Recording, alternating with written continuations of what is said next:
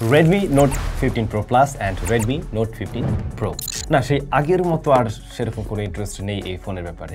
Last ইয়ারেও দেখছিলাম আমরা ওই নেপাল থেকে দৌড়ে বাংলাদেশে চলে আসছিলাম 14 সিরিজের আনবক্সিং করার জন্য।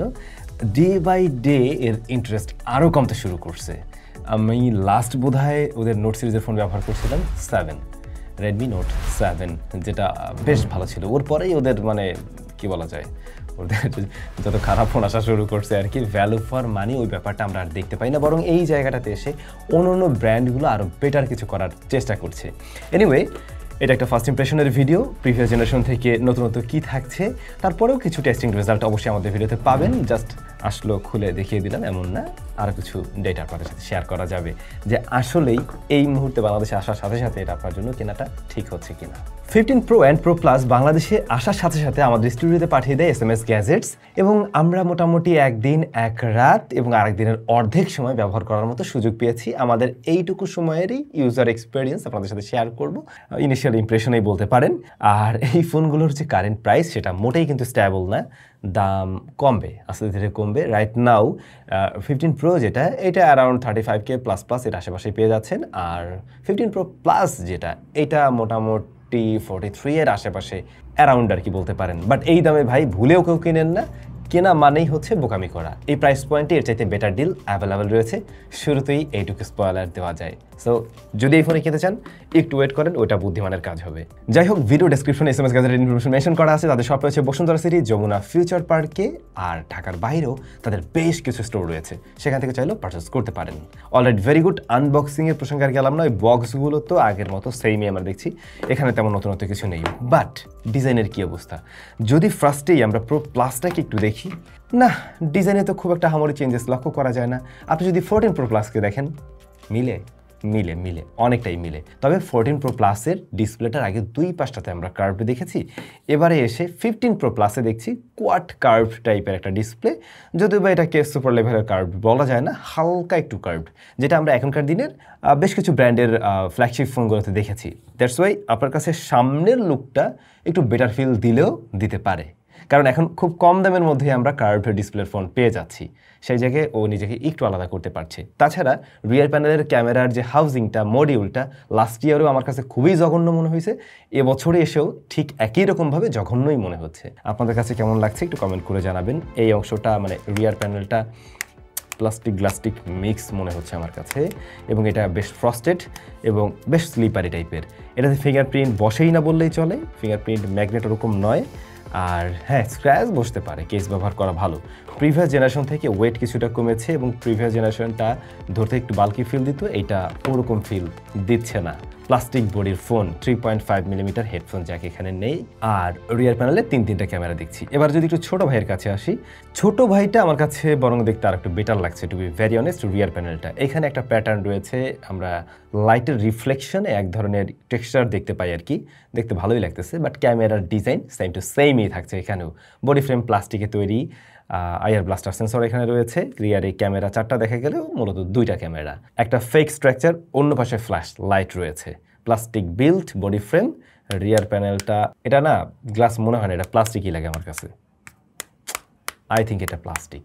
দুইটা ফোনের ক্ষেত্রেই IP68, 69 অ্যান্ড IP69K এর রেটিং রয়েছে, তার মানে স্প্ল্যাশ প্রুফ, পানি ঢুকছে না সহজে, আপনি চাইলে পানিতে ভিজাতে পারেন, হয়তো 30 মিনিটসের জন্য আপনি 1 মিটার পানির নিচে নেমে কিছু শুট করতে চাইলে করতে পারেন, সমস্যা নেই তাতে।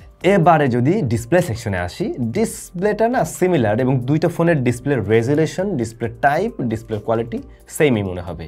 রেজুলেশনের ক্ষেত্রে দুইটার ক্ষেত্রে আমরা দেখছি 1220x2732 পিক্সেলস রয়েছে, পিপিআই হচ্ছে গিয়ে 443, 6.83 ইঞ্চের প্যানেল।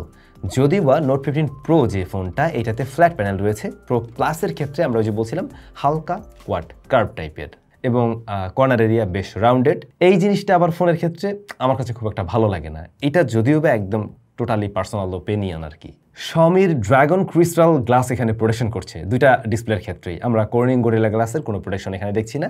Xiaomiর নিজস্ব প্রোটেকশন সিস্টেম ওরা ব্যবহার করছে, আই ডোন্ট নো এটা কোন লেভেলের শক্ত হতে পারে, বা আসলে মানে স্ক্র্যাচ নর্মালি পড়বে কিনা। আপনাদের জন্য সাজেশন থাকবে একটা গ্লাস প্রোটেক্টর ব্যবহার করার বরং। 120 হার্টজ হাই রিফ্রেশ রেট দেয়, যতটুকু সময় আমরা এখন পর্যন্ত ব্যবহার করার সুযোগ পেয়েছি আমাদের টেস্টিং পিরিয়ডে 120 হার্টজ ঠিকভাবে পুশ করছে এটা। 3840 হার্টজ PWM ডিমিং এবং 3200 নিটস পিক ব্রাইটনেস দিতে পারে। নাম্বার গেমের খেলা, তবে আউটডোরেও চেক করে আমরা দেখেছি সেখানে এই ফোন ক্লিয়ারলি দেখা যায়। বলছিলাম কিছু টেস্টিং রেজাল্ট সহ থাকবে। এছাড়াও ডিসপ্লে অতিরিক্ত হিট জেনারেট করছে কিনা মিডিয়া কনজামশন টাইমে আমরা কিছুক্ষণ ভিডিও এবং গেমিং করে দেখেছি। নো, তাতে করে আমরা সেরকম কোনো ইস্যু ফেস করিনি। কালার রিপ্রোডাকশনের ক্ষেত্রে কালার একেবারে অ্যাকুরেট নয়, বাট দেখতে ভালো লাগে, আই প্লিজিং লাগে। কন্টেন্ট ওয়াচিং যারা করেন তাদের কাছে খারাপ লাগার কথা নয়। তারপরেও এই ফোন নিয়ে একেবারে ইন ডেপথের রিভিউ আসবে। আপনাদের জানতে চাওয়ার বিষয়গুলো কমেন্ট করতে পারেন, আমরা সেইভাবে টেস্ট করব নিশ্চয়ই। রান করছে অ্যান্ড্রয়েড 15-এ, ওদিকে HyperOS 2 রয়েছে। এই HyperOS-এর মাঝে বেশ কিছু ব্লোটার এখন আপনারা ফ্রিতেই পাবেন, কারণ চাইনিজ ভ্যারিয়েন্টের ফোন, যেখানে আমরা প্রচুর পরিমাণে ব্লোটার দেখছি এবং নোটিফিকেশন ডিলেরও একটা বিষয় আমরা খেয়াল করেছি। তবে ম্যাপিংয়ে এখন পর্যন্ত কোনো সমস্যা দেখিনি, যদিও বা এই ফোন নিয়ে খুব দূরে গিয়ে ওইভাবে টেস্ট করা হয়নি, ফুড প্যান্ডায় অর্ডার করা হয়নি। এই সমস্ত কাজগুলো নিশ্চয়ই আমরা একটু করে দেখব, তাতে করে সমস্যা পেলে আপনাদেরকে ফুল রিভিউতে জানানো হবে। আর যদি কিনা প্রসেসরের কথা বলি, MediaTek Dimensity 7400 Ultra রয়েছে প্রোতে, এবং UFS 2.2 হলে গিয়ে স্টোরেজ টাইপ। দুঃখজনক হলেও এটা সত্যি যে আপনি এখন 40,000 টাকা ব্র্যাকেটে এসেও UFS 2.2 পাচ্ছেন বেস ভ্যারিয়েন্টের এই ডিভাইসগুলোতে। এদের হাইয়েস্ট ভ্যারিয়েন্টে কি রয়েছে এখন পর্যন্ত ক্লিয়ার না।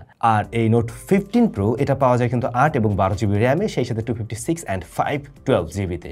অন্যদিকে Pro Plus বড় ভাই দিচ্ছে স্ন্যাপড্রাগন 7S Gen 4।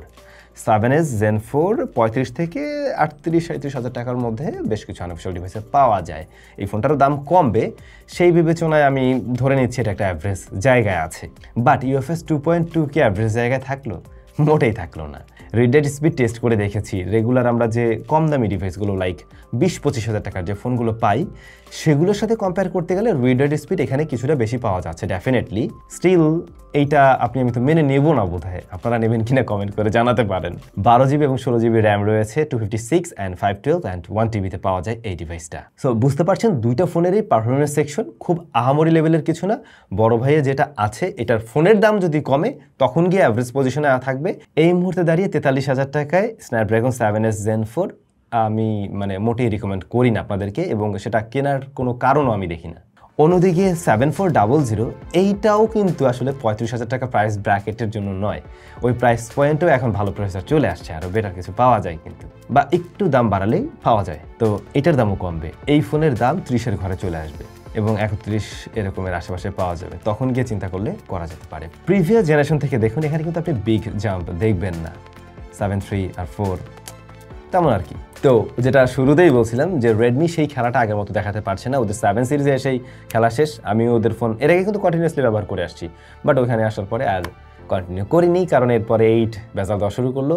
আর এখন যেগুলো আসছে সেগুলোতে হয়তোবা ওইরকম কোনো ভেজাল পাবেন না, বাট দাম অনুযায়ী আপনি যে ওই যে special deal, value for money, ওই ব্যাপারটাও পাবেন না। আমাদের একেবারে এই শর্ট পিরিয়ডে বা শর্ট টাইমে আমরা যতটুকু টেস্ট করেছি তাতে ফোনটাকে ওভারহিটিংয়ের মতো জায়গায় যেতে দেখিনি। হ্যাঁ, হয়তোবা আরও লং টাইম গেমিং করলে এটার থেকে বোঝা যাবে যে আসলে ওর অবস্থা কী, বা অ্যাট এ টাইম অনেক অ্যাপ্লিকেশন নিয়ে, ভারী অ্যাপ্লিকেশন নিয়ে কাজ করতে গেলে কিংবা ডাটা কানেকশনে কাজ করতে গেলেও হয়তোবা ব্যাপারটা অন্যরকম হতে পারে। সেই টেস্টগুলোর জন্য একটু ওয়েট করুন। আপাতত যতটুকু আমি পেয়েছি তাতে করে এটাকে ওভারহিট হতে আমি দেখিনি।